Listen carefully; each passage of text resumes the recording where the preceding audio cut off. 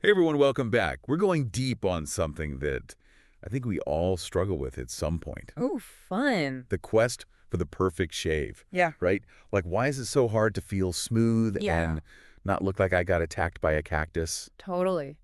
So the inspiration for this deep dive is this article Okay. from the Bearded Colonel Mm-hmm. called Why Shouldn't You Shave Against the Grain? Oh, interesting. And spoilers, they make a pretty good point. Yeah, it's a hotly debated topic for sure. I mean, Right. is this like blue dress, gold dress level debate, right? Totally. It's like, what is the truth? But the big question we're tackling today is Yeah. shaving with the grain for comfort Yeah. or against it for that, super close feel. That baby smooth. Yeah. The age-old question. So let's talk about that temptation to go against the grain. Okay. I'll admit, I used to be all about that, like, baby smooth finish, Yeah.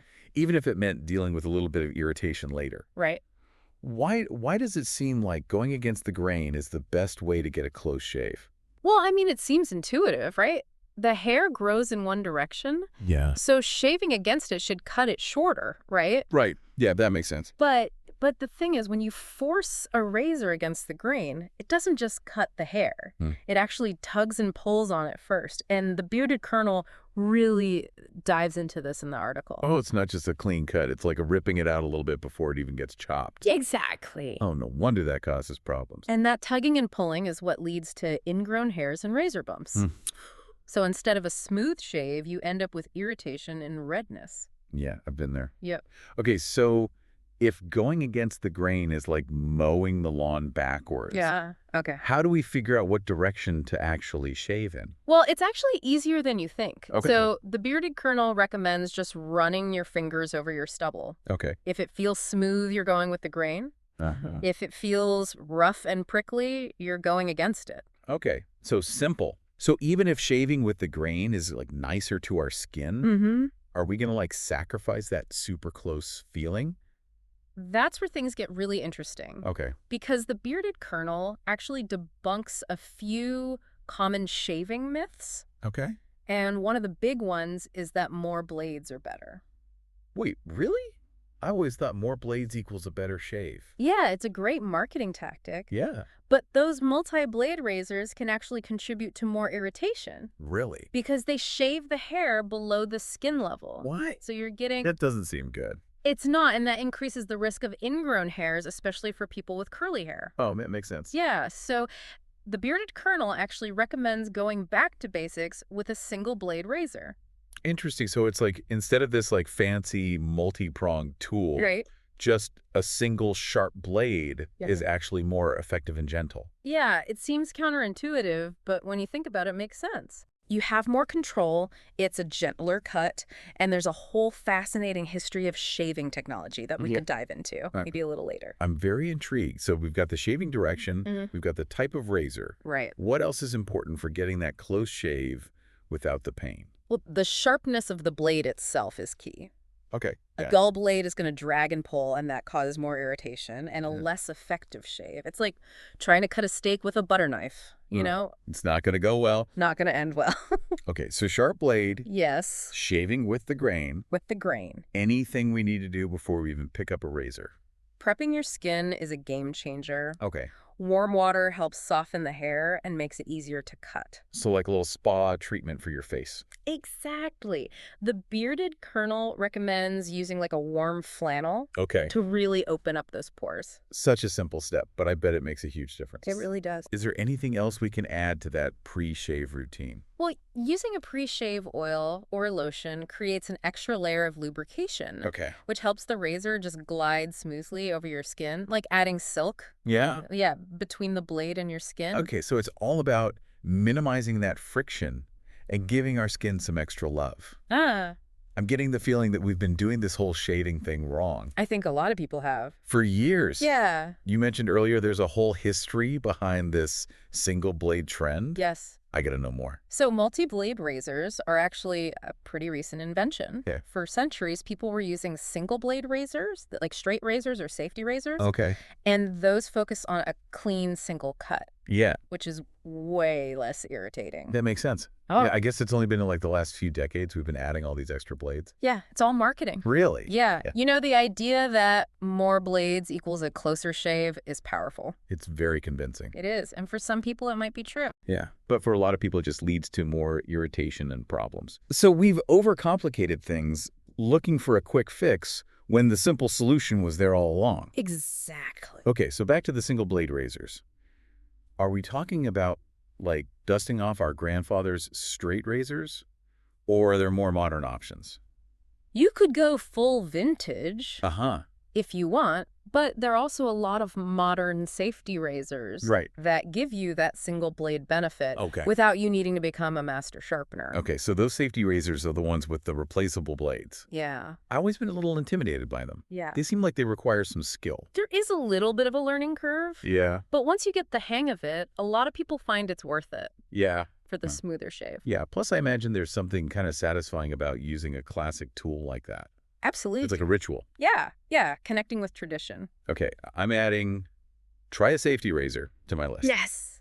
But before I go full lumberjack chicken, let's talk more about these pre-shave oils and lotions. Okay. I'm used to just splashing some water on my face. Yeah.